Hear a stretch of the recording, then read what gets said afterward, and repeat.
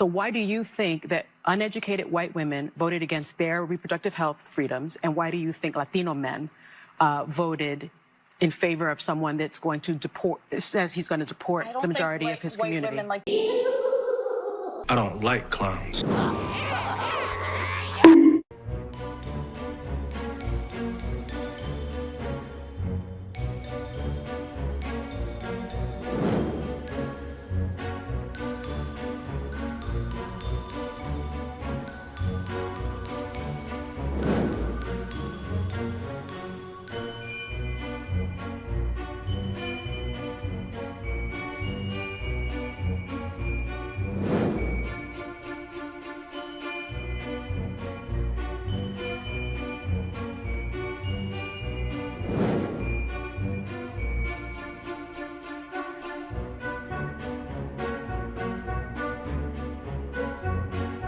Let's move on. These delusions of yours. Another day, another apology delivered by Sunny Hostin on The View. You know, these are happening so often that I'm not even featuring them all on this segment. But this one was particularly bitter and passive-aggressive, so I had to share. I see you. I see you over there. I have a very quick statement. Yes, it's not going to be that quick. Pete Hegseth has denied any wrongdoing. His lawyer said he paid the woman in 2023 to head off the threat of a baseless lawsuit. No charges were ever brought.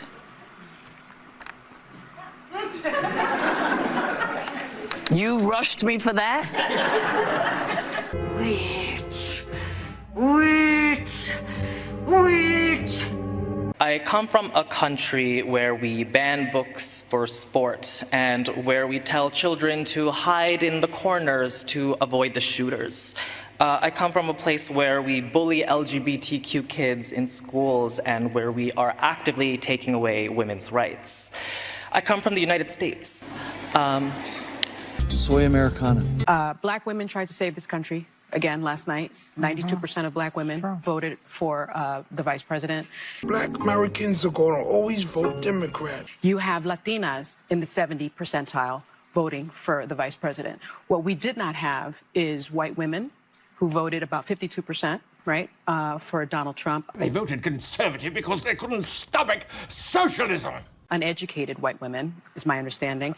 You have Latino men, actually, voting more for him, and you have and black men was not the story. We're not the story here because they voted almost 80% for the vice president. Right. So why do you think that uneducated white women voted against their reproductive health freedoms, and why do you think Latino men voted in favor of someone that's going to deport, says he's going to deport the majority of his community? I don't think white women like being called uneducated white women. I think the economy matters, national security matters.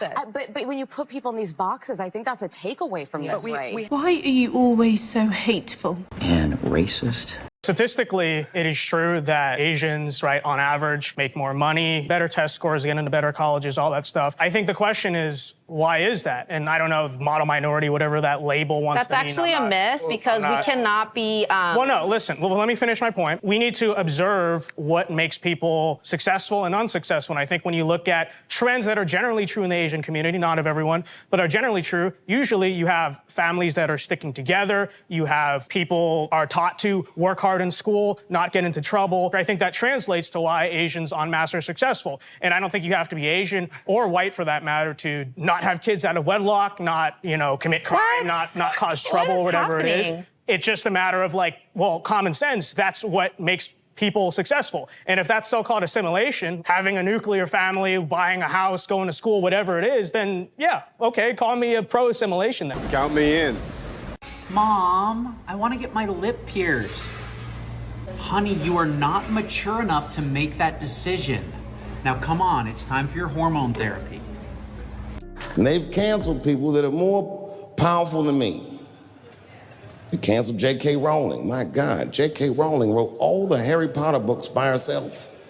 She sold so many books, the Bible worries about her.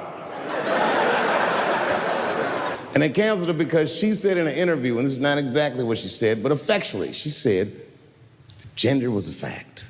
And then the trans community got mad as shit. They started calling her a TERF. I didn't even know what the fuck that was. But I know that Trans people make up words to win arguments. So I looked it up. TERF is an acronym.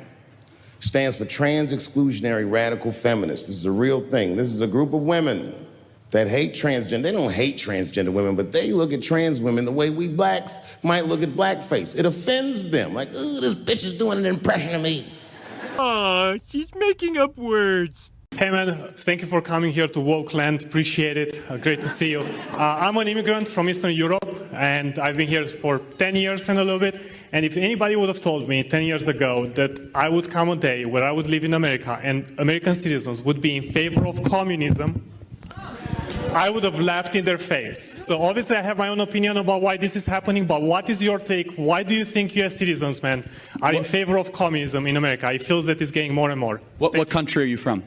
Romania. Romania. So Ceausescu, you know all about. So I'm curious, what would your message be to young socialists that don't know what communism is? If you don't learn from history, nothing will save you. What, and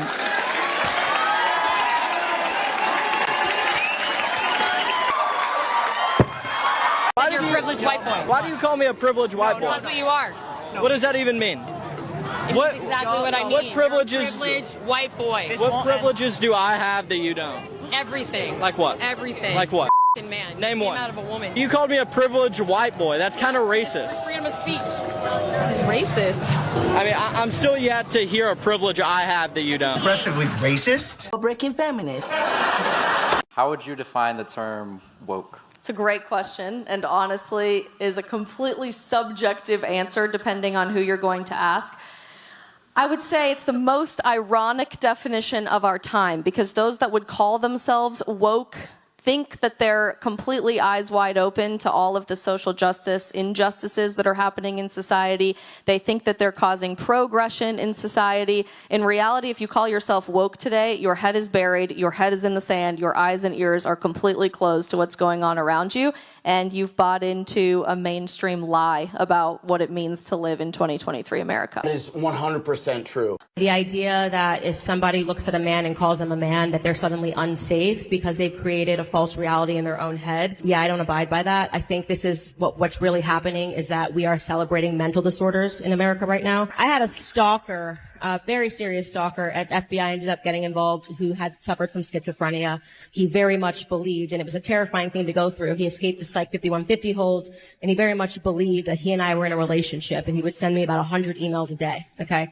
In the world of what you believe in your own head now needs to be accepted as reality, I would have had to marry him and raise my children with him, okay? But what was going on in his head wasn't actually reality. And me saying that this person needs to stay away from me and my family because there's something wrong with him and he was threatening to kill me. So what's happened right now is the left is trying to make it seem that people who see reality for what it is are demented and are creating unsafe territory, and that's not the truth. In fact, what I think is unsafe territory is for people to be affirmed in their delusion. So that clears that right up.